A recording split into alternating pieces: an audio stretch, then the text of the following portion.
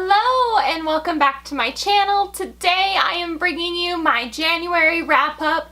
I did read 16 books this month, which is like a fantastic start to my year. I could not ask for a better start to the year, so with that, just for time's sake, I'm just gonna go ahead and jump on into this so that we can get all these books in here. First up this month, I did read a couple of ebooks. The first ebook that I started out my year with is Birthday Girl by Penelope Douglas. And I just want to say this is such a fantastic book for me to start my year out with. It was phenomenal. I absolutely enjoyed it.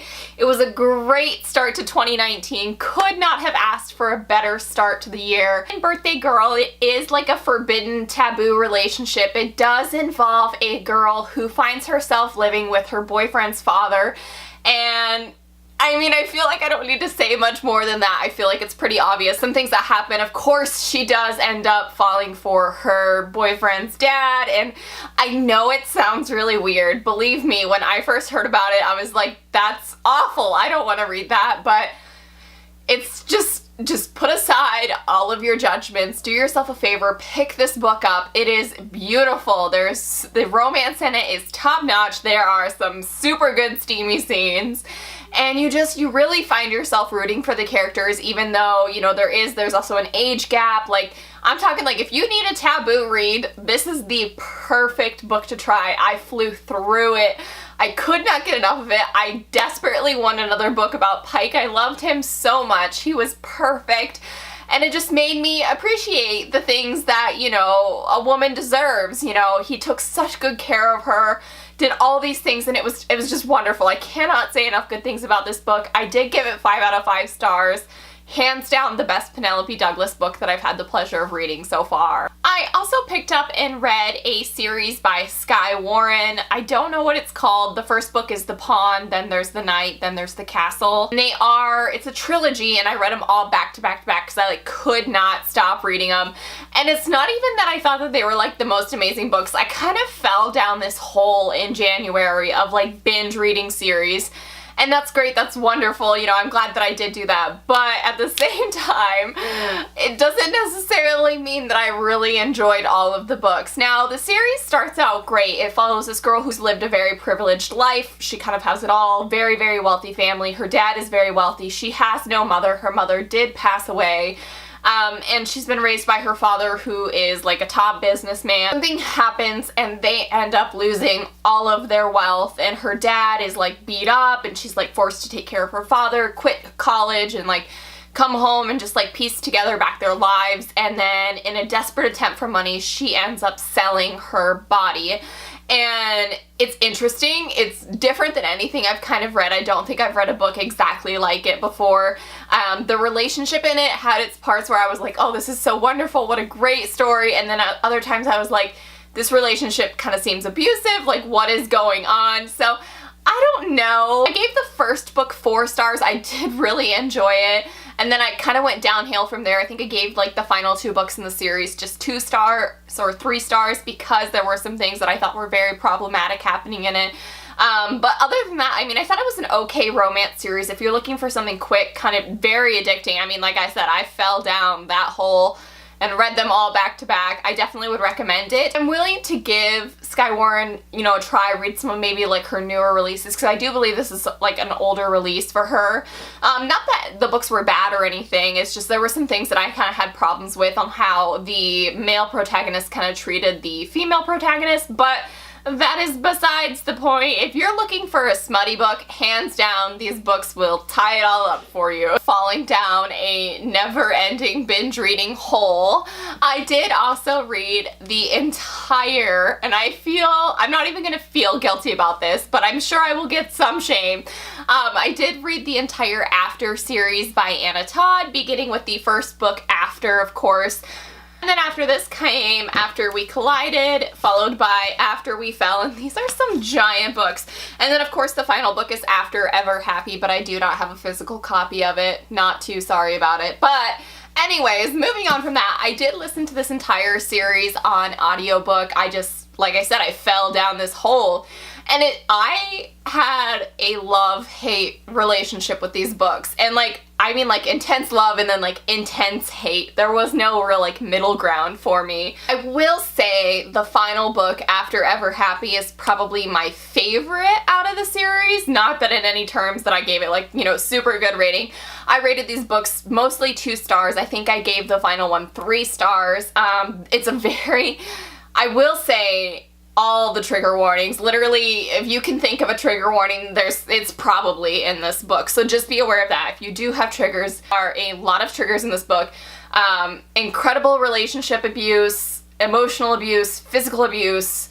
I mean, like, I can't even label it all because there was a lot just going on, but I fell down the hole. I read them all. I've had these books on my shelf actually for a really long time. I bought them when a local Hastings had closed down, and I bought them all because I've been hearing nothing but good things about them, and I decided to pick them up this month because I've been hearing a lot about the movie that's coming out based on the book After, and I wanted to see what all the hype was about, and so I feel like I gave them a real chance. I went into it not knowing absolutely anything about it other than the characters' names, Tessa and Hardin, and that was basically all I knew about it. And I wanted to love this series, but like it was so and I don't want to give it like, I don't want to be too harsh because I feel like, you know, this book probably, this series overall, I'm sure gets a massive amount of hate, and I'm not really here to down on authors, you know.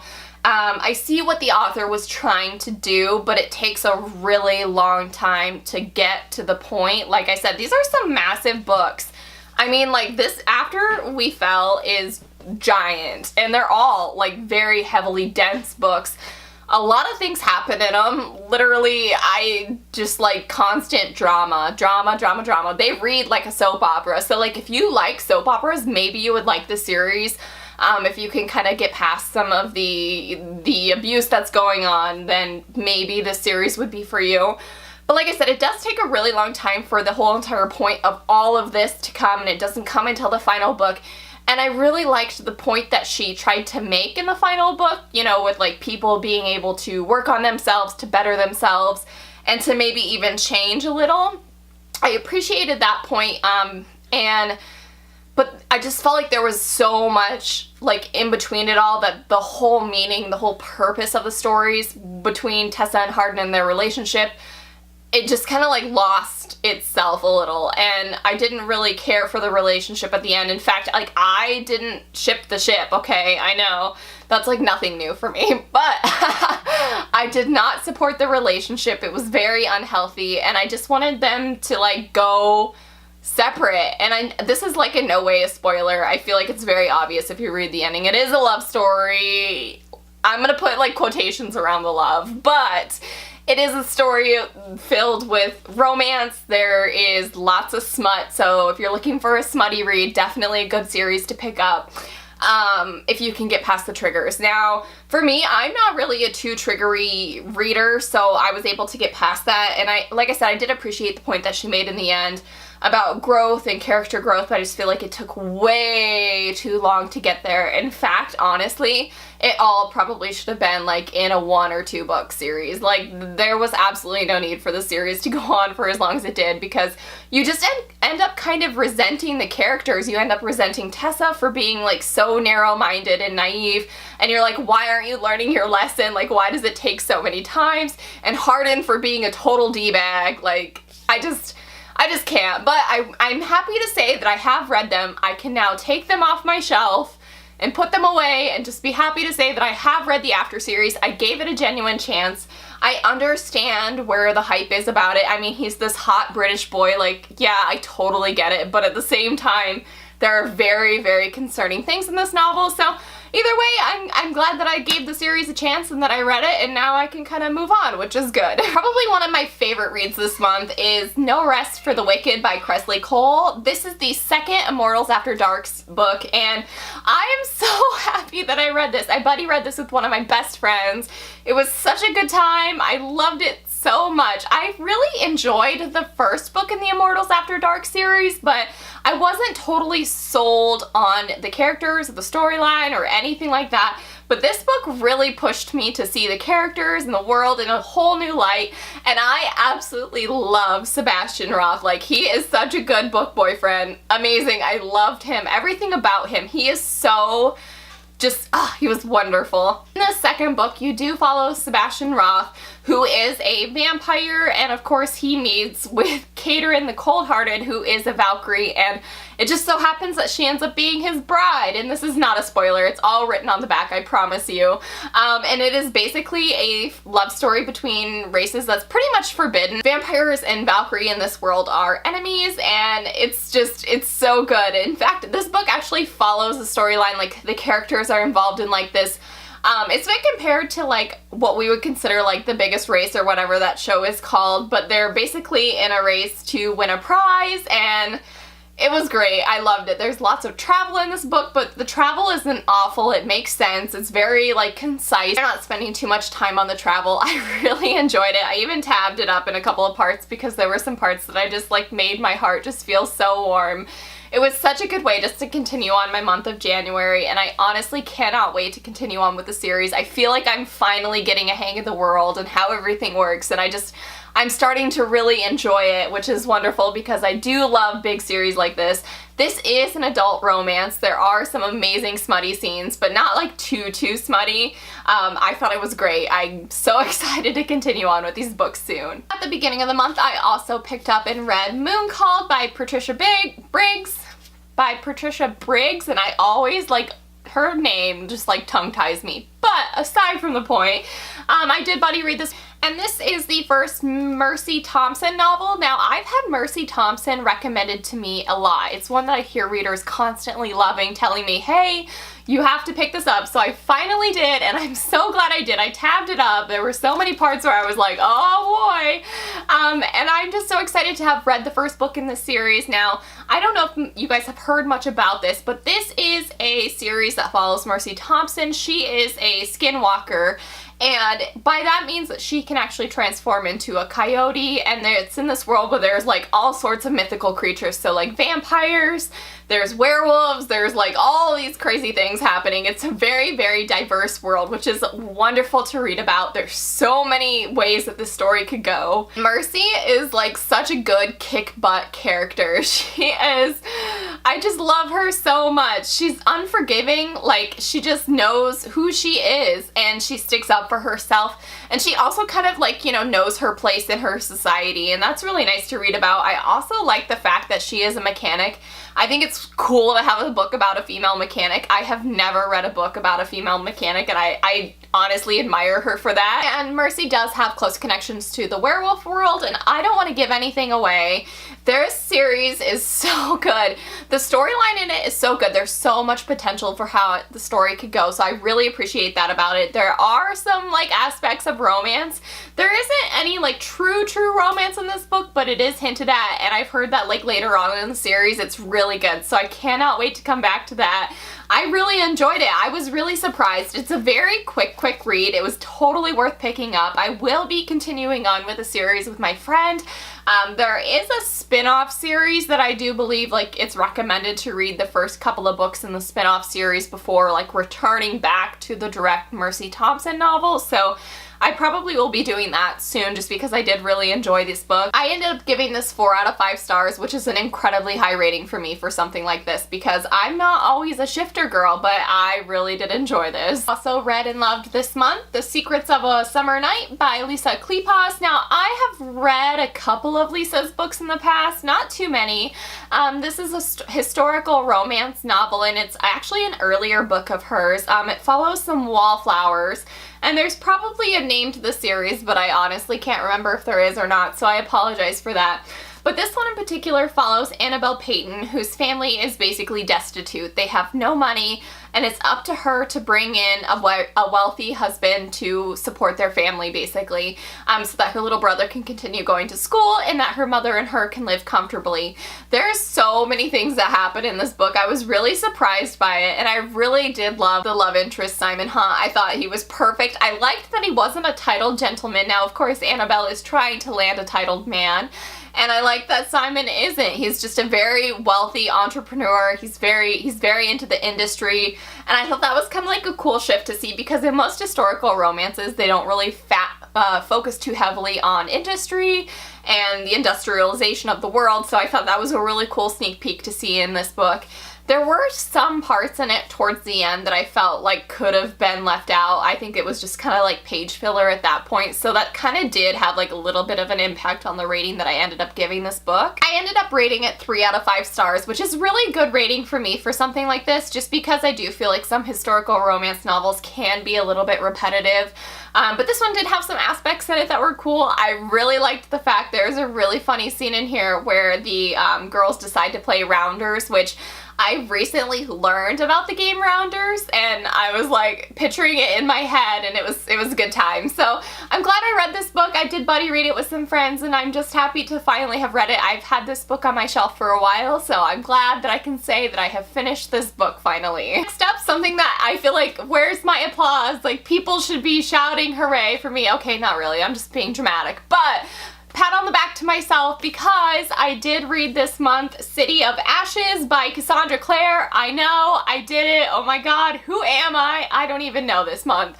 So this is the second book in the Mortal Instruments series. I've been trying to read this book since literally it like came out. Like, this is like a copy that I've had like since its release, okay? Like forever ago. Like teenage April tried reading this book and did not succeed.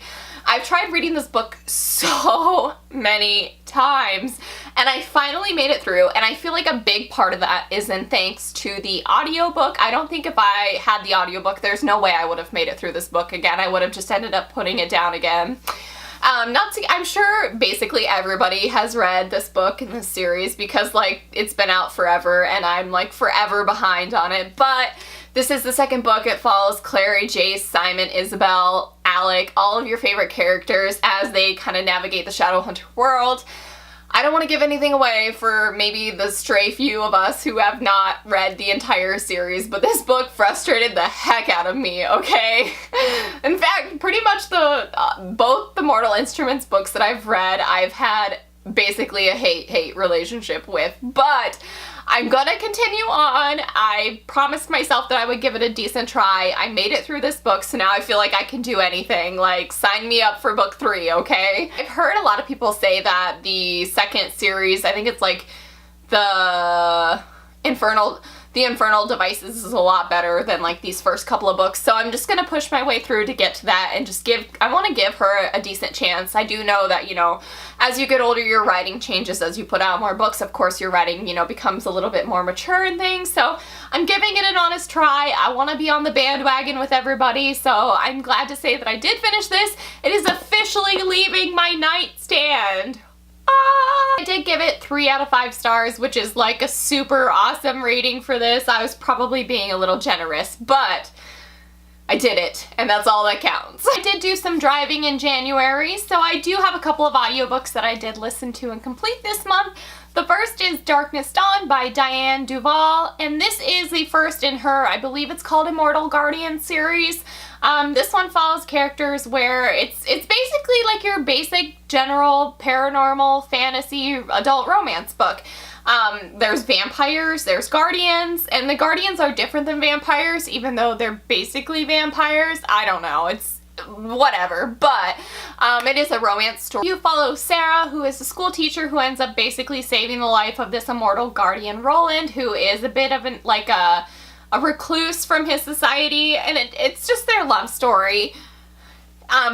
It definitely sets up for the rest of the series. I can see where the potential comes in. This is a very popular series, and I wanted to get on the bandwagon with this one also, so I'm glad to say I read it. I feel like it was a little bit run-of-the-mill, predictable for me, so I ended up giving it 3 out of 5 stars, but I will definitely be continuing on with the series because I am curious about some of the characters that you do hear about in the first book, and I kind of just want to see where their storylines go. The next audiobook I have listened to this month is Book Boyfriend by Claire Kingsley, and this is the first in like her series called Book Boyfriends or something like that, and this book was hilarious and so creative. I loved the entire like premise of this book. In fact, that's like basically where most of my rating comes from, is the originality of this idea that the author had. It follows Mia, who is working in a hospital, and she ends up, you know, she kind of has like this love life that's very dull, and she happens to have a book blog on the side, and she's like a secret book blogger, so like nobody in her personal life really knows that this is what she does, but she's really famous online for her reviews and stuff, which is like so, I loved that idea. I thought this was so great. It was very relatable to all of us bookworms. I feel like most of us could easily put ourselves in Mia's place. And Mia ends up making friends with an author online, and they become best friends. They tell each other everything. And so Mia ends up running into a guy at a bookstore, and they have like this perfect first date. He buys her books, which is like, hello, why can't this stuff happen to me? Just kidding, I'm married. But they have this amazing date, and then she goes home and she tells her best friend, guess what? I just had the most amazing first date. And it turns out that her best friend online, who she's never met, who is an author that she thinks is a female, ends up being the perfect guy, hence the book boyfriend.